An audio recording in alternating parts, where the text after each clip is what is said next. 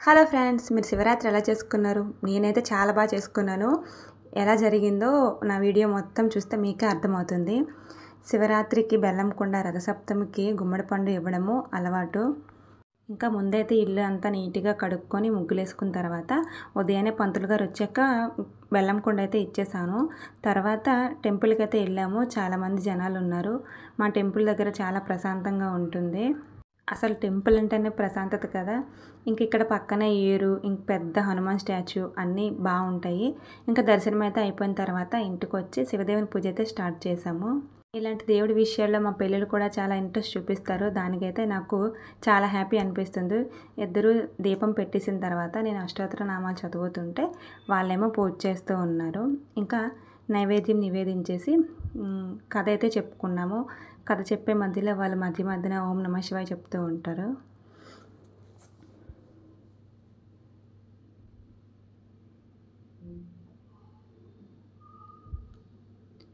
ఇంకా వాళ్ళు చెప్తుంటే ఇంతకన్నా ఇంకేం కావాలి అనిపిస్తుంది. కథ అయిపోయింది. హారతి కూడా ఇచ్చేసాము. ఇద్దరు చక్కగా పూజ అయితే చేశారు.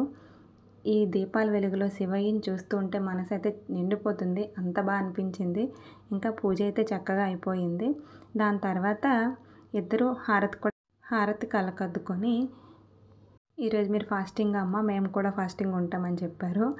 వద్దులేండి అమ్మ, చిన్నపిల్లలు కదా, మీకు ఎందుకులే, పూజ చేశారు, అది సరిపోయిద్దని చెప్పి ఊరుకున్నాను.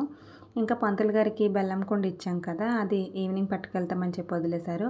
దాని తర్వాత మాకు నిండు మూషానంకి పిలుపు అయితే వచ్చింది. ఇది నోము.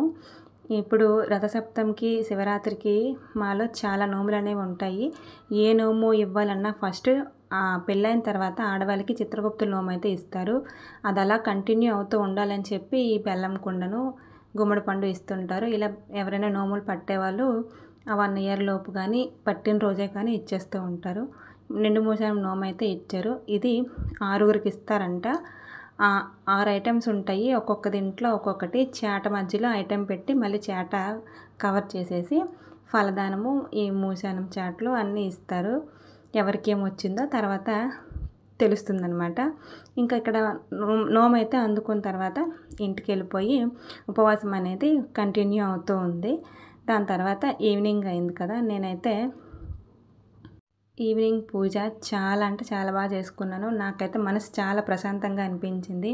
ఫస్ట్ అయితే కూసుమండ ధూపం పెట్టుకొని, ఇంకా నేను ఎప్పుడు శివదేవుని పూజ చేసినా 2 దీపాలు పెడుతూ ఉంటాను. దాని తర్వాత కట్టబొత్తు కూడా వెలిగించాను. నా దగ్గర ఆదియోగి ఐడోల్ కూడా ఉంది, దాన్ని కూడా పక్కన పెట్టుకున్నాను.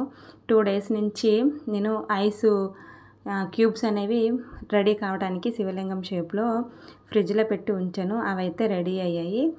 వాటికి పంచామృతాలతోని, పానకంతోని, ఇంకా పెరుగు, పాలు, నెయ్యి, పళ్ళ రసాలు, చెరుకు రసము, ఇలా ఏవి నాకు అవైలబుల్ ఉంటే వాటన్నిటితో అభిషేకం అయితే చేశాను. ఇంకా మా పండు కూడా వచ్చింది.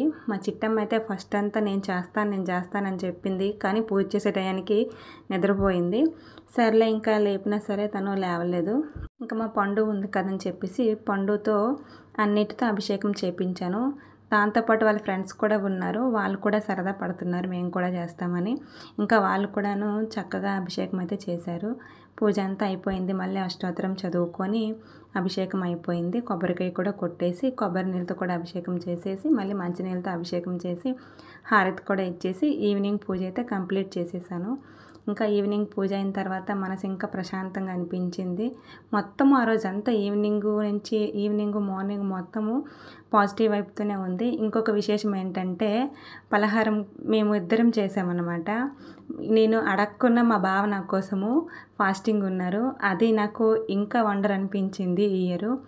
ఇంకా మా చిట్టమ్మ 6 o'clock చేసే అభిషేకంకి పడుకుండిపోయిందని చెప్పాను కదా, తను నాతో 1:30 వరకు జాగరణ చేస్తూ ఉంది, పడుకోలేదు. అప్పుడు 12 o'clockకి నేను తను మళ్ళీ అభిషేకం చేసుకుందామని చెప్పి బియ్యపు పిండితో శివలింగాన్ని చేసి అప్పటికి ఏమేటి ఉన్నాయో ఐటమ్స్ వాటితో అభిషేకం అయితే చేసుకున్నాము.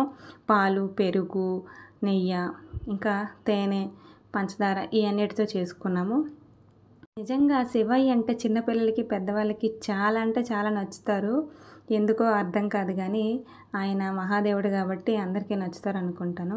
ఇంకా అభిషేకం చేసేసిన తర్వాత శివయ్యకి పువ్వులు పెట్టి ఫలదానం కూడా పెట్టి నమస్కరించింది.